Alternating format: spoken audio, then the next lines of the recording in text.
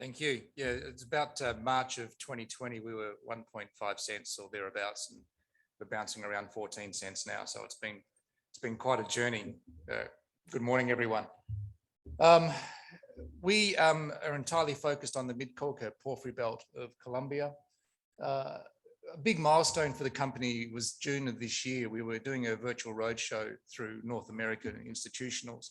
And one of the biggest of the precious metal funds put their hand up after the Zoom meeting and said, we want 5% of that company. And a few hours later, another one of equal caliber said the same thing. So we went into a trading halt shortly after and took 5% or gave 5% to both of those North American precious metal funds and raised another 10 million in the Australian market and to some degree in the UK market as well. So we raised $20 million, and today we sit still with a significant amount of that, more than 20 million still. We're on the Mid-Cauca porphyry belt of Colombia. So if you can name a Colombian gold story, chances are it sits on the Mid-Cauca porphyry belt, from Buritica in the north, which is a truly once in a generation type discovery, a massive thing, through to La Colosa in the south, which, as the name suggests, is equally massive. And there's a density of discoveries around our two project areas, as you can see here. The density of discoveries is significant there. That's called a geological flat slab. It's a phenomenon you see elsewhere in the world where the subduction zone is not subducting as it normally does. It's flatter and you get a greater density of gold discoveries. And our two project areas sit right in that area. The Andes project and the Quinchilla project sit in this highly prospective flat slab area of the Mid-Cauca, which is itself a very prospective belt. Most of the activity has been in the Quinchilla area. And I put this slide in for the gram meters column, because it really shows the sort of results we're getting here. So all of these results are within about a 3-kilometer radius. So you can see Tesorito, Miraflores, and Dos Quebradas mentioned there. They're all within 3 kilometers of each other. And to give you an idea of how significant these results are globally, I put this result out in January, 320 meters at 1.5 grams per ton from surface. We put out in January, and it's still ranked in the top 10 drill results for any company anywhere in the world on the ASX till about June of this year. Then it fell off the top 10, but for the good 6 months of the year, it was in the top 10 drill results. And it wasn't our best, we have better. So as I said, the bulk of the activity and the momentum, the reason for the momentum behind the share price has been activity at Quinchilla. Quinchilla is a cluster of porphyry targets and to some degree epithermals, but mainly porphyry story. The geologists amongst you might automatically see there's a ring structure to it. There's a circle of structures there. The northern ones are less developed, although we do have Dos Quebradas with a 500,000 ounce resource sitting on it. The bulk of the activity has been in the south. So you can see Miraflores there, which is not a porphyry, it's a breccia pipe whose presumably its source is a porphyry, but we've never found that porphyry. And Tesorito, about 800 meters to the southeast, and then Cebal and Chuscal further south. Now, the Miraflores has a DFS associated with it. It's a 500,000 ounce reserve, grading 3.3 gram per ton. And you can see at 1,400 US an ounce, it's a reasonably robust project economic profile. So of course, at today's gold prices, it's presumably significantly better than that. But it's only a modest thing. It's 72 million capex to build 45,000 ounce per annum production. So it's not going to change the world, but it's a nice little earner. What might change the world is 800 meters away, a project called Tesorito. Now, this is an at-surface, high-grade porphyry discovery. So a unique combination of words there to find these things on the surface. Normally, to find porphyries, you've got to go hundreds of meters underground now because all the surface ones have been exposed and discovered. But this sits at the surface. Now, when we started drilling here, which was September of 2020, we had 2 historic results which were interesting. There was a 230 meter intercept at a gram per ton from surface, and another at 386, I think it was, at a gram per ton from surface. And what was really important about those 2 drill results is they were perpendicular to each other. So it wasn't a desperate managing director drilling twice down a narrow vein to get good results. They were perpendicular to each other. So there was the potential for depth, width, and length, or potential for significant volume. And then in September, we drilled our first hole, which is the 8th in the sequence, hole 8. And I probably included this one here. There we go, hole 8.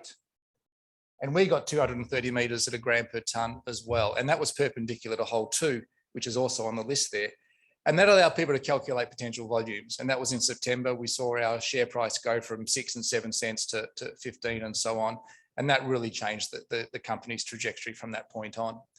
It's a truly significant result and amazing progress. As it turns out, those 3 drill results from the beginning of the program aren't remarkable in terms of Tesorito. They are globally, but they're not remarkable in terms of Tesorito.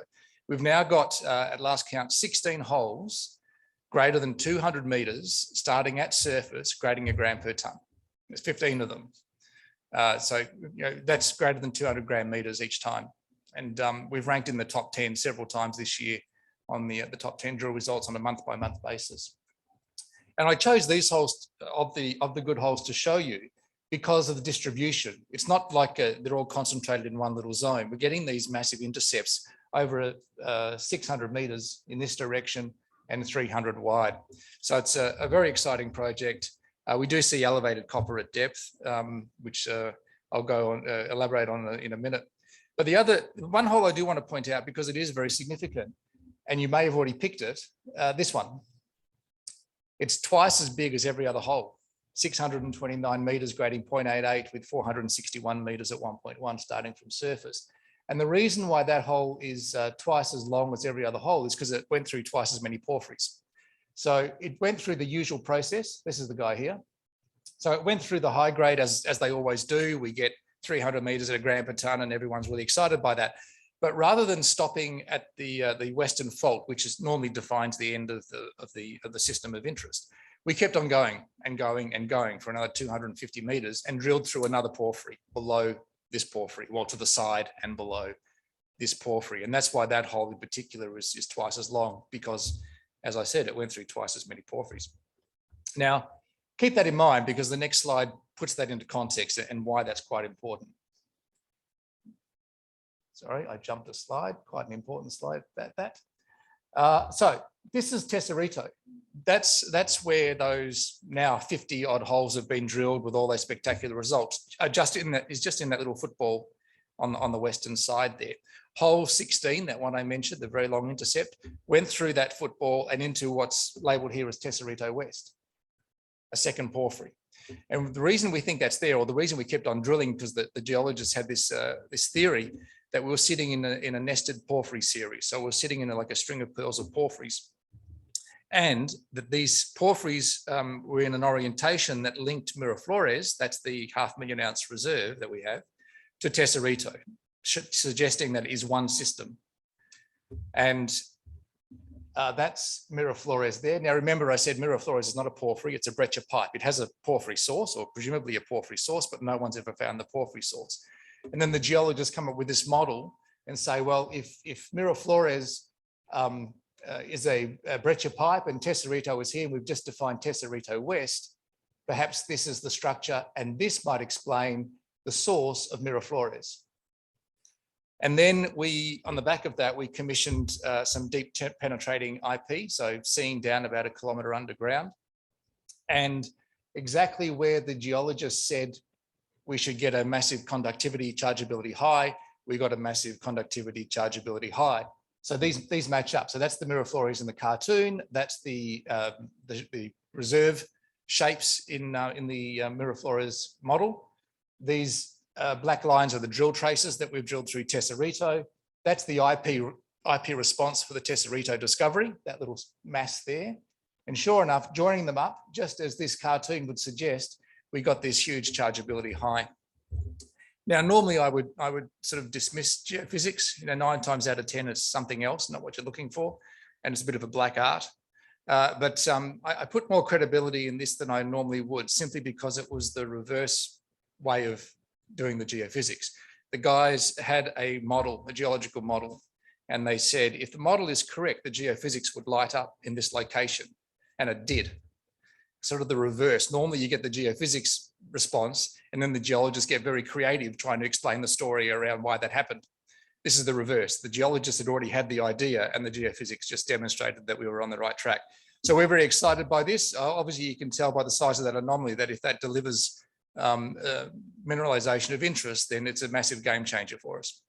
Now, we've got a deep rig heading that way now. We'll be drilling that this year, that central pink zone this year. We have 5 rigs running at the moment, and well, 4 in this 5th one about to start and drill this big target. Of course, with the timing and being quite a deep hole, we won't have the results of that until probably February. Now, Sebal is another project. We just put some results out last week, I think it was. This, at the start of this year, was 2 stream sediments. That's all it was. There was nothing else there. No one had ever drilled this or walked over it or sampled it. It was just 2 stream sediments that were slightly anomalous. But the reason why we got so excited by this and progressed it through field mapping, field sampling, geophysics, drilling, we've drilled 6 holes here in the last 9 months, is because it has the same structural geological address as Tesorito. There are 3 things that led to Tesorito mineralization being where it is. It sits on a north-south fault, just like every other big discovery in the Mid-Colca. That north-south fault is cut by a northwesterly, a subsequent event that cut through it that allowed for more mobilization of fluids. And that's what we see at Tesorito. And you see that in the big discoveries of the Mid-Colca as well. And third, it's on a bend. So the fault actually had to bend, and it created more opportunities for mineralization to form. Those 3 things led to Tesorito. Those 3 things occur here at Sebal. So we said, well, let's advance this through the process. And every hole so far has delivered mineralization, 500 meters at 0.5 gram. That's the entire length of that hole. And 500 and plus meters. I've forgotten how big the other one was. 586 meters at 0.5 gram from surface as well. So it's similar lithology to what we see at Tesorito, and it's also similar sorts of intercepts to what we see in the northern third of Tesorito. So we're onto a porphyry here. We haven't hit the causative intrusive that is the source of the porphyry mineralization. We didn't hit it here, but nor did we in the top third of Tesorito either. But we do have some geophysics we finished recently, and that's lit up 3 mag highs in the area. All 3 have target merit, so we'll be drilling those in the new year as well. And hopefully this will follow the same trajectory as Tesorito. Now onto the Andes project. This is a much larger portfolio. It's 8-9 times the size of the portfolio I was just talking about. It's about 70 kilometers to the north. But this is all early stage. It still sits in the Mid-Colca porphyry belt, so the prospectivity is spectacular. We've taken 14,000 surface samples here over the years, so a ridiculous number of surface samples. And 2% of that database is a gram per ton in soils. So in fact, that was the moment I became the managing directors when they told me that, because you can't explain that away. You can't explain that as just being lucky and sampling a nugget. 2% of a database is a gram per ton in soil, parts per million, not parts per billion. So very exciting area. We'll get back here in 2022. Why LosCerros? This says a lot. This is the project pipeline. It's the first time I've been the MD of a company that has a project pipeline that looks anything like we learnt at university. We're not exposed or reliant on the success of one project. We have a great number of projects ranging from Miraflores with its reserve and its 800,000 ounce resource, Dos Quebradas with a 500,000 ounce resource. We're drilling at various targets, as you can see on the list there.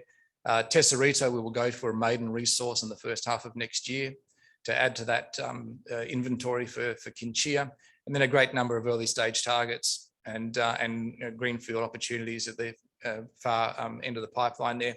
Sebal was a nameless target sitting over here 9 months ago, and it's now up here and drilled. In terms of our ESG, look, I've got lots of wonderful things to say about what we do in Colombia. We take our social responsibilities very, very seriously, and we invest heavily. But I think that the biggest number, the biggest message is that there's 100 people in our company at the moment, and 98 of them are Colombians. So it's just me and the CFO that are here. Everybody else is Colombian and lives in Colombia.